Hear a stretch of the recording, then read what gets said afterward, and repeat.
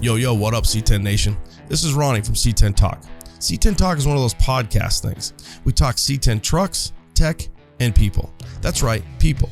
Because it's the people that make the scene so rad-ass. The trucks are cool, but the people are cooler. You can check out the podcast on iTunes, Spotify, Pandora, iHeartRadio, C10Talk.com, and anywhere else you listen to your favorite podcasts. Thanks for checking out our latest video and being part of the C10 Nation.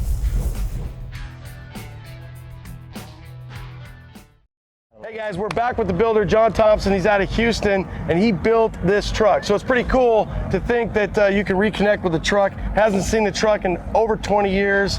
What's it like when Noel reaches out to you and says, hey, we're gonna be at the Get Down. We want you to come out and take a look at your old truck, your old girl. It was awesome. He hit me up when he first bought it, kind of filling me in on what he was gonna do with it and doing his little thing to it. And I mean, he fixed everything perfect. And the man is excellent. He's like me, he's real anal. Engineer guy, kind of like me. For sure. Attention to detail. I just really appreciate some young guy getting into this. A guy that's younger, a lot younger than the truck is. Yeah, oh, for sure. The truck was built before he was born. And this is his second truck. So he's got kind of a, when you think about that old soul, right? So Noel's got an old soul. He's got this truck. He's going to sell this truck. Would you ever buy it back? Is that something that crossed your mind? I came thinking about it, and I said, no, it just needs to go on and continue with his journey. Yeah. And I just hope that, I know he will, sell to somebody that really appreciates what it is. When you see the truck, what kind of runs through your mind? Like you think about all the stuff you did for, how long was the build?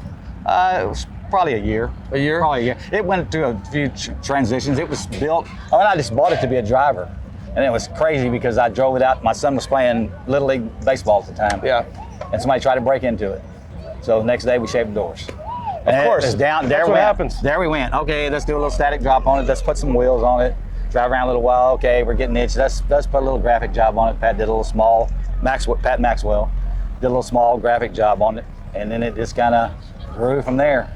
I mean, then we decided, let's get a street and performance motor. We got to have a rear end to match it, so let's get a vet rear end. We've got to back half it now. So Snowballs, right? Yeah, and then I got really good bodies. It was a shop called Inside Rods at the time, and it later became Trim Tech. A man named David Height. We designed it together, built all the interior.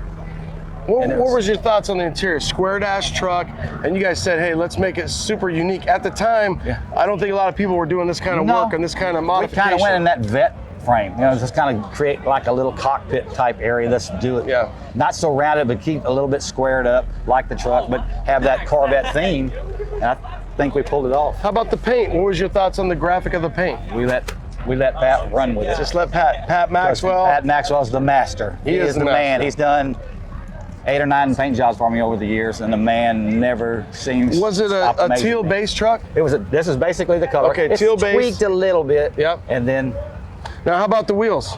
The wheels were not the original wheels. We got a guy to sponsor us, and we had built especially Aliens. Okay.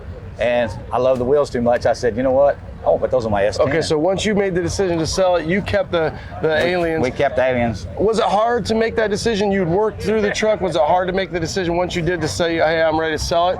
As a builder, are you always looking to move on to the next build? It wasn't necessary. It was a kind of out of necessity deal. We were building a new house. I decided to build a new shop with it. We needed funds for the shop. We had money for the, and I didn't want to take no mortgage. I didn't want to do all that. So let's sell the truck and let's build the shop. Yeah, and a lot of times, guys, we know how it is. It takes you got to sell a truck to build a new truck. You keep things moving. And then sometimes you say, man, I wish I wouldn't have sold that truck. Did you ever look back and think, man, I wish I wouldn't have sold it? A little regret, but I mean, we had a lot of fun with it. We run the ISCA circuit, 93, 94, a little bit into 95, and I said, it's time to kind of move on. It's a 20-year-old reunion. We're glad that he got to come out and check it out. John, thanks for your time. Appreciate it, man. Thank you. All right.